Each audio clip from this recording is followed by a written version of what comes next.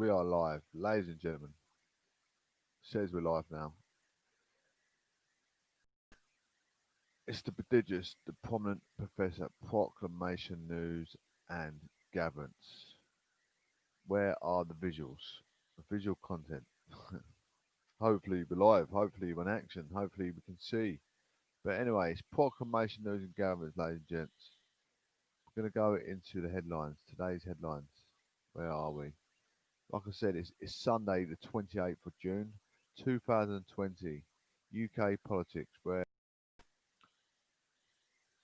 Proclamation News headlines. PM pledges building blitz amid unemployment fears. Like I said, I've been saying it since day one. It's a public austerity. Boris does press up for the MOS. As PM says, he's fit as a butcher's dog and proves it, and is helping with nappies and night feeds. He announces massive revival plan, billions to get Britain booming. He's doing his night feeds for his fiance. He is in the thick of it with his wife. He's just come out of COVID. He's had the coronavirus himself, and he's absolutely fighting fit to get back as a PM. Coronavirus, how funerals under lockdown have felt incomplete. Imagine, imagine that. I mean, social distancing. How can you carry the coffin 2 meters apart? A coffin is not 2 meters apart. The width of it when you carry it. Coronavirus pandemic has put extra pressure on many workers, not least those involved in funerals, as they have struggled to cope with the strain the thousands of deaths have put on the industry. About 21,000 people work in the sector, and the National Association of Funeral Directors said its members have had to deal with 58,000 more deaths since March than they saw on average in the same period over the last 5 years. David Barrington, who runs a funeral directors in Warrell, said he has found it very hard, as the restrictions imposed by local councils have meant not a single mourner had the funeral they wanted. The government guidance states that the public of mourners at services should be as low as possible. In Warrell, 15 people are allowed to attend, while in neighbouring Liverpool the number is 10. Mr. Barrington said those restrictions have made it hard for families. If you can only invite 10 people, which 10 do you invite? If you're a family of 14, how do you pick 10? Julie Burgess, whose uncle Peter Froggatt died just before lockdown began, said those restrictions had made his funeral difficult. He was a real pub man, and we couldn't have a do afterwards, she said. It should have been heaving, but we couldn't hold that celebration. And the crematorium said only 10 of us could go. I felt like it wasn't a proper funeral. It felt incomplete. Sher Asman manages a brand funeral directors that specialises in Islamic funerals, which generally take place within 24 hours of death. He said the lockdown had meant that it's not only been possible, which has been difficult for mourners to deal with. The majority of people accept their restrictions, but it's very reluctantly, he said. Their mind is accepting it, but the heart is not able to accept that. Islam says they are having priority over the disease, presence and risk to people, so sacrifice must be made. Customs may change. We knew how to put these restrictions in, and although people were upset, we knew we had to follow them. It wasn't easy. We had to tell families that if the rules weren't honoured, we would have to cancel the funeral. That was very hard. It was second class to what we wanted. Adele Chaplin, who works as a celebrant for humanist funerals across the UK, said it was not just an issue of numbers, but also of human contact because of the rules on social distancing. When I have someone who is reading a eulogy and is overcome with emotion, I normally put my hand on their shoulder, and I can't do that now, she said. Not being not being able to reassure people with a little bit of touch is very hard. People need that, even if it's just a handshake or a hug at the end.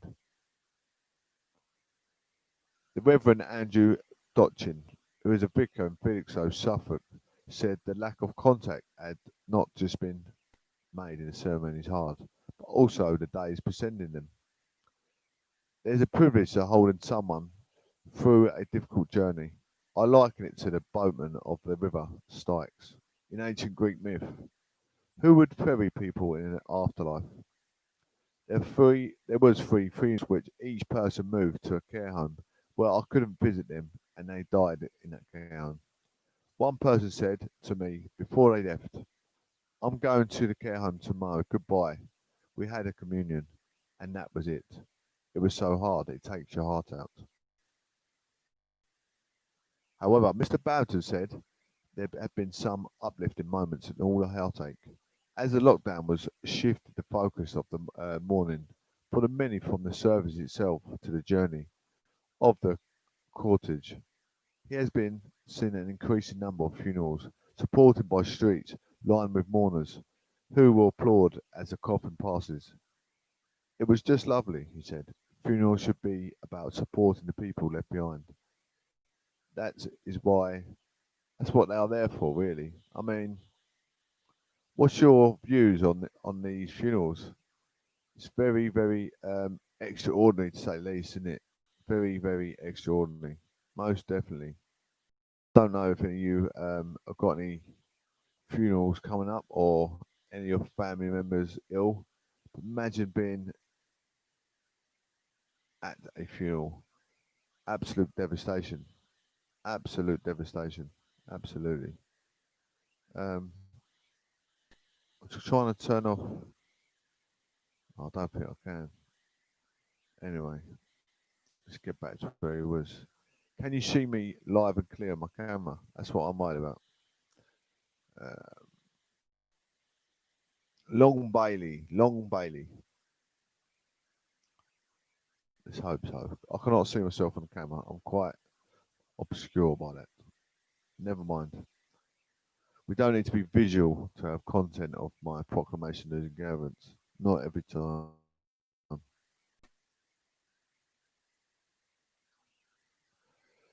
Long Bailey sacking risks reopening internal Labour tensions. So we're going back into UK politics on the opposing party, Long Bailey. He seems a nice fella. This morning we watched the Labour leader perform what's known in the jargon as a walkabout. Sir Keir Starmer was in Stevenage in Hertfordshire, held by Labour from 1997 until 2010, but the Tories since then. With social distancing enforced, the normal grip and grins politicians take part in during their sessions were rather different. There were no handshakes, no high fives, and with unexpected children who happened to be out shopping with their families. But for Sir Keir, it was the first chance at all to get out to meet the public in real life in his relatively new post. Remember, he had to give his crucial speech accepting Labour leadership in his own front room. The public has seen only him in a parliament or in a clutch of press interviews over the last few months. The party has found an increasingly confident presence of the government's Green Bench opponents, alongside the feigning influence of Jeremy Corbyn supporters. But while his victory in the leadership contest has made huge waves in Westminster, it's plain that he still has his work to do, cut through the public. Before they can do much, opposition leaders have to build a rapport and recognition with the public. As we made our way around Stevenage Market, it was obvious that the work is far from complete. Lewis on the fish stall told us he seemed nice enough after they had a chat, but before he had just heard of him, he's only just heard of him at all. Brian, who sells beauty goodies, was well aware of who he was and that he was turning the party away from Jeremy Corbyn, but was not ready to put faith in him just yet. joking that he was friendly and approachable. But all politicians are when they're out in the open. Labour's polling numbers have certainly improved, but as the team is unaware, the brutal truth is that many members of the public do not yet know who he is. That, of course, is the point of events like today's and the digital media conference calls that has been trying to do in the last few months. Like it or not, political leaders who don't get recognised find it hard to get noticed too. Swift action, but there's a different goal. With Sir Keir's backers believe today he scored, showing that he's willing to act decisively when things go wrong on his party. After a sometimes chaotic and often bitter era under Jeremy Corbyn. I mean, Sir Keir Starmer's always in the media, so I've known about him. And I've seen his picture quite often, so I'll probably know who he was if I bumped into him in the street. Not that I really knew, I'm not a Labour Party follower, but there you go. Accusation was made, always denied, but he was considered by many inside and outside the party to have blind spot when it comes to anti-Semitism. Having carefully avoided irritating Mr Corbyn's tribe in the party during the leadership campaign, when his former leadership rival Rebecca Long-Bailey shared an online article containing anti-Semitic conspiracy theory, Sir Keir moved fast to sack her. For the leader's backers, as many of the Jewish community, absolute Zionism, and he's sticking up for it. Well done to Sir Keir Starmer. Absolutely. For the leader's backers and many in the Jewish community, his actions are proof that he meant his promises of zero tolerance on anti-Semitism and would do what he said. This is this is relief and respect in those circles, but there is a risk. Internal tensions breaking out online tonight. There is real irritation among the section of Labour Party that has stood by Jeremy Corbyn. A left-wing group of MPs requested a meeting with the leader to protest, but that was denied. Thus far, Sir Keir had managed to stop internal tensions from building over, but his move today might drive them out into the open and may even drive some members away. His team certainly believed it is the right thing to do, and indeed, a public dispute and the left could prove politically useful as a way of showing a real break with Jeremy Corbyn's project. But as Labour has discovered over the years, to its electoral cost, parties at war with themselves tend not to win. Ladies and gentlemen, it's proclamation news and gatherings with bona fide conservatism, always bona fide conservatism, always enjoying the show, giving you what the democracy need. Why is politics so important in our day-to-day regime? It's, you know, that is exactly why. Stopping xenophobicism. Um, Two illegal street parties in London closed down by the police. Also, I've given you insight to what to do's and not to do's. Two illegal street parties have been broken up by police during another night on unlawful gatherings in London. Dis- Dispersal zones were put in place in Clapham Common and Tooting Bec Common to clear crowds, causing significant disruption on Saturday night. The zones allow uniformed officers extra powers to order people to leave the area and not return. The Met said the unlicensed music events are unlawful, unregulated, and officers will close them down. It said police are building relationships with communities as illegal street parties continue to be held. On Friday, unlicensed events were held in Newham and another in Kensington Town, which then moved on to Maida Vale. On Wednesday, more than 20 police officers were injured during the clashes at a illegal street party in Brixton. And on Thursday night, officers were pelted with objects while trying to disperse a party in Notting Hill. They put their you got to take your hat off to the police officers, hand in hand, like they go in knowing they've got families at home and they're putting their lives at risk to protect you know, people that live a life of puristes as such, trying to clean up the crowds in the streets out of human excrement, acting extraordinary. Police attend the latest unlawful events and remained at Clapham Common at Tooting Becton until people had left. The Met said, "We understand the impact on these are having on local community. Officers will remain on both scenes until the events are cleared." It said unlicensed music. Events are organised gatherings which are covered by different legislation of people not socially distant in parks. Met Commander Bash Javid said, "We're maintaining a significant policing presence in London tonight. That's because throughout last week, we've seen a series of unlicensed music events taking place across London, some of which descended into disorder. These events are unlawful, they are unregulated, and will take every firm position against them."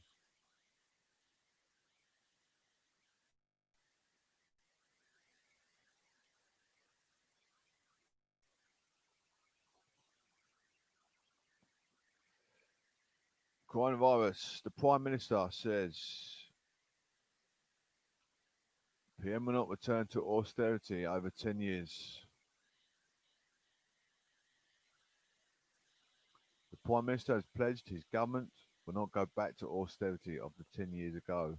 Ahead of speech on Tuesday, in an interview with the Mail on Sunday, Boris Johnson sets out his plans for a post-lockdown recovery. They will include a new task force led by the Chancellor, which he says will look at spending up building hospitals, schools and roads. The economy has shrank by 20.4% in April, the largest monthly fall on record, amid continued criticism on the way his government had handled the pandemic. The PM said ministers will be doubling down on levelling up, spending on infrastructure in order to build our way back to the health. We're going to make sure that we have plans that to have people whose old jobs are not there anymore to get opportunities they need. We are obviously not going to back to the austerity of 10 years ago, he told the paper.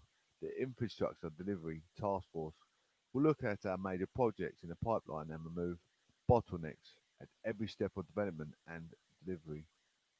No 10 hopes a building boom or boost jobs and improve connectivity for cities, towns and villages.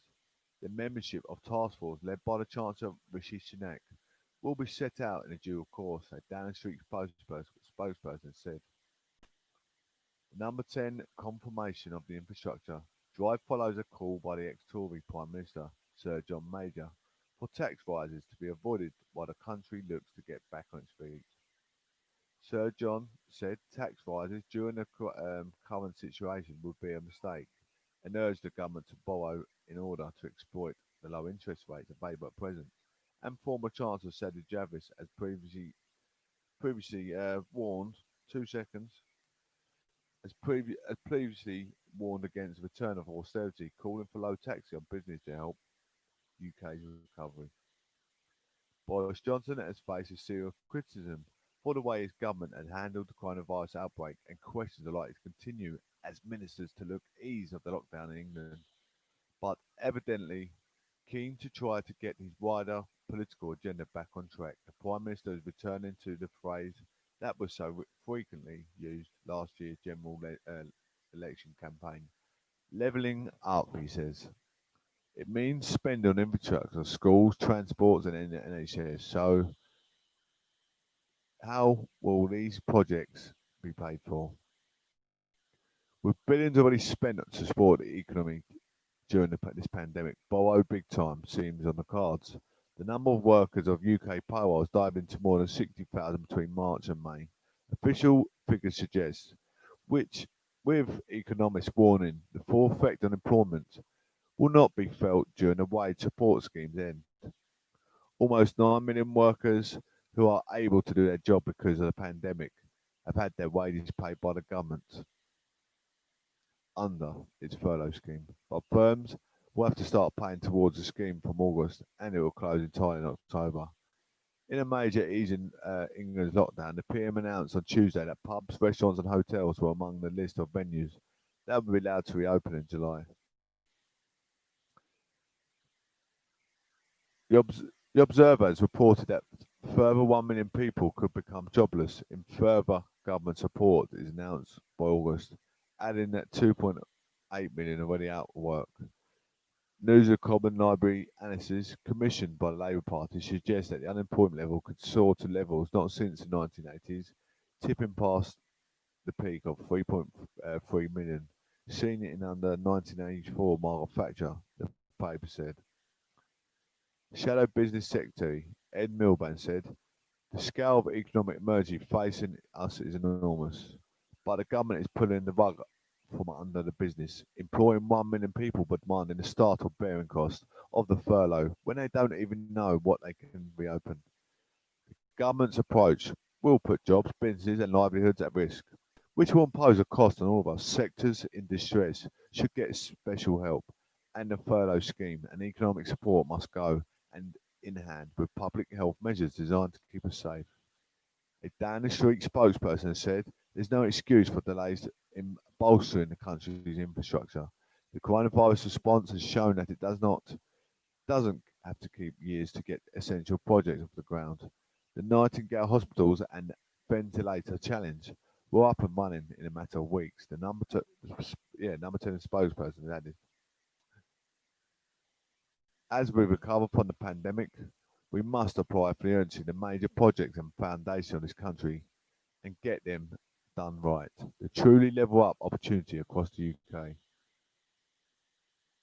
Meanwhile, Leicester East MP Claudia Webb is calling for local lockdown and concerns on spiking cares locally. She describes a perfect storm and high poverty, high numbers of poverty tests and higher F diversity in the area.